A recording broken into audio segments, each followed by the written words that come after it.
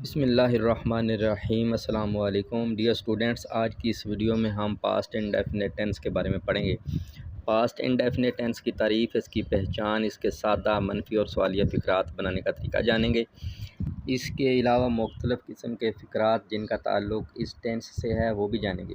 ख़ास तौर पर जो यूज़ टू का इस्तेमाल है वो भी पढ़ेंगे।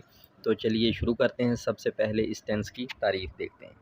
तो स्टूडेंट्स, इस टेंस की तारीफ़ इस तरह से करेंगे कि ऐसा टेंस जिसमें किसी काम का करना, होना या सहना गुज़रे हुए ज़माने में दूर या नज़दीक की कैद के बगैर पाया जाए, फ़ेल माजी मुतलक कहलाता है। मिसाल के तौर पर ये फ़िक्रा देखें, मैंने सबक याद किया। तो स्टूडेंट्स, अगर आप गौर करें तो आपको ये तो मालूम हो जाएगा कि ये फ़िक्रा माजी से ताल्लुक़ रखता है, लेकिन ये बात वाज़ेह नहीं होती कि माजी करीब से इसका ताल्लुक़ है या माजी बाइद से। तो इस तरह के फ़िक्रात का ताल्लुक़ पास्ट इंडेफिनिट टेंस से होता है। आइए इस टेंस के उर्दू फ़िक्रात की पहचान देखते हैं। स्टूडेंट्स, इस टेंस की पहचान ये है कि इस टेंस के उर्दू फ़िक्रात के आखिर पर अलिफ, छोटी ये, बड़ी ये वगैरह आता है।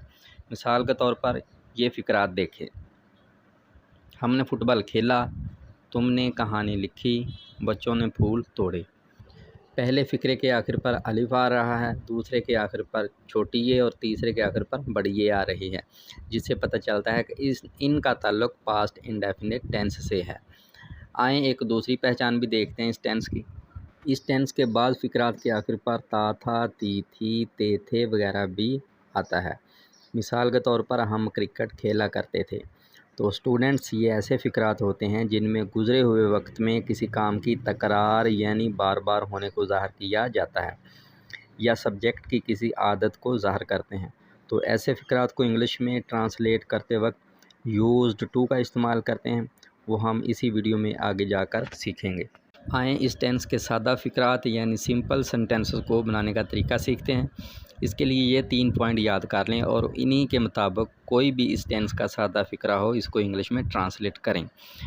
नंबर 1, फ़िक्रे के शुरू में सब्जेक्ट लगाते हैं। नंबर 2, फिर वर्ब की दूसरी फॉर्म इस्तेमाल करते हैं। नंबर 3, फ़िक्रे के आखिर पर ऑब्जेक्ट इस्तेमाल करते हैं और फिर फुल स्टॉप लगा देते हैं।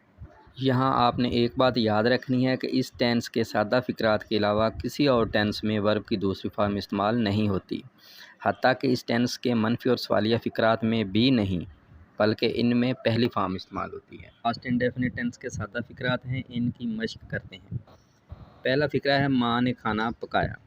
तो स्टूडेंट्स, इसको बनाते वक्त पहले सब्जेक्ट लगाएंगे।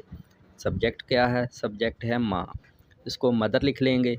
इसके बाद वर्ब है पकाना है, इसकी दूसरी फॉर्म लगाएंगे, वो है कुकड, और फिर ऑब्जेक्ट है खाना, तो आखिर पर फूड लिखकर फुल स्टॉप लगा देंगे। दूसरा फ़िक्रा देखें, हमने सबक याद किया। इसमें सब्जेक्ट हम है, इसको वही लिख लेंगे। फिर वर्ब याद करना की दूसरी फॉर्म लर्नड लिखेंगे। आखिर पर सबक ऑब्जेक्ट के लिए लेसन लिखकर फुल स्टॉप लगा देंगे। मनफी फ़िक्रात यानी नेगेटिव सेंटेंसेस बनाने का तरीका सीखते हैं। तो स्टूडेंट्स, किसी भी टेंस के मनफी फ़िक्रात बनाते वक्त इस टेंस में जो हेल्पिंग वर्ब इस्तेमाल होता है इसके बाद नॉट लगा देते हैं, लेकिन चूँकि इस टेंस में कोई भी हेल्पिंग वर्ब इस्तेमाल नहीं होता, हम इस टेंस के मनफी फ़िक्रात बनाते वक्त फ़िक्रे के शुरू में सब्जेक्ट लगाकर फिर डिड नॉट लगाएंगे, फिर वर्ब की पहली फॉर्म और आखिर पर ऑब्जेक्ट लगा देते हैं। मिसाल के तौर पर अमजद ने पतंग नहीं उड़ाया। ये पास्ट इंडेफिनिट टेंस का एक मनफी फ़िक्रा यानी नेगेटिव सेंटेंस है, क्योंकि इसमें काम की नफ़ी की गई है।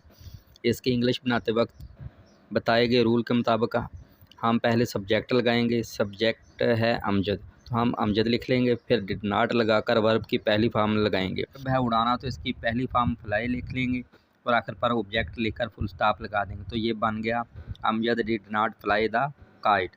दूसरा फ़िक्रा देखें, तुमने फूल नहीं तोड़ा। इसमें सब्जेक्ट तुम है, यू लिख लेंगे। फिर डिड नॉट, फिर वर्ब तोड़ना की पहली फॉर्म प्लक और आखिर पे ऑब्जेक्ट फूल को फ्लावर लिखकर फुल स्टॉप लगा देंगे।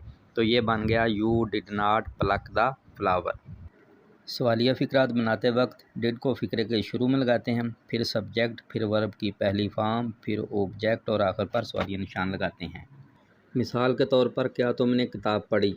फ़िक्रे के शुरू में डिड लगाकर सब्जेक्ट यू लिखेंगे, फिर वर्ब की पहली फॉर्म लगाएंगे। वर्ब क्या है? पढ़ना, तो रीड लिखकर ऑब्जेक्ट बुक लिखेंगे, फिर सवालिया निशान लगा देंगे। तो ये बन गया did you read the book. एक और मिसाल देखें, क्या परिंदे चहचहाए, ये भी सवालिया फ़िक्रा है क्योंकि इसमें भी सवाल पूछा गया है।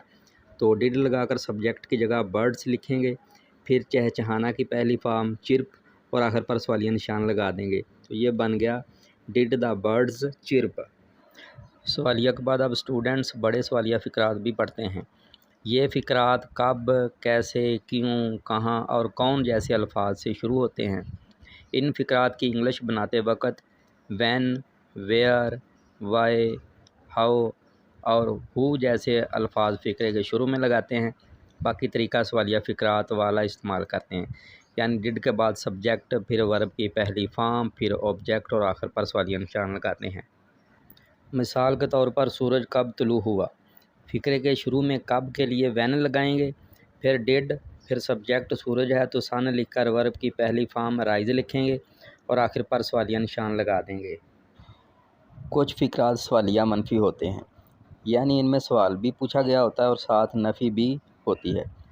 मसलन क्या तुमने फूल नहीं तोड़ा। इस तरह के फ़िक्रात को बनाते वक्त फ़िक्रे के शुरू में डिड, फिर सब्जेक्ट और सब्जेक्ट के बाद नॉट, फिर वर्ब की पहली फॉर्म, फिर ऑब्जेक्ट और आखिर पर सवालिया निशान लगाते हैं। जैसे क्या तुमने फूल नहीं तोड़ा, तो ये बन जाएगा did you not plug the flower. और एक ये बड़े सवालिया मनफी फ़िक्रा को भी देखें, आदल ने सबक याद क्यों नहीं किया। ये बन जाएगा why did Adil not learn the lesson. आए स्टूडेंट्स, अब यूज्ड टू का इस्तेमाल सीखते हैं। ऐसे फ़िक्रात जिनके आखिर पर ता था, ती थी, ते थे वगैरह आता है, इनको इंग्लिश में बनाते वक्त यूज्ड टू का इस्तेमाल करते हैं। ऐसे फ़िक्रात के लिए पहले सब्जेक्ट, फिर यूज्ड टू, फिर वर्ब की पहली फॉर्म और आखिर पर ऑब्जेक्ट लगाते हैं। मिसाल के तौर पर हम हॉकी खेला करते थे, वो यूज्ड टू प्ले हॉकी। तालिब इल्म अपना सबक याद करते थे, the students used to learn their lesson. तो व्यूअर्स, ये थी पास्ट इंडेफिनिट टेंस से मतलब मुख्तसर सी वीडियो। उम्मीद है आपको पसंद आई होगी। अगर आप इस वीडियो से मतलब कोई राय देना चाहें तो कमेंट बॉक्स में अपनी कीमती राय का इजहार ज़रूर करें। मेरे इस चैनल को सब्सक्राइब कर दें, वीडियो को लाइक और शेयर भी कर दें ताकि दूसरे लोग भी इस वीडियो से फ़ायदा उठा सकें। अल्लाह हाफिज़।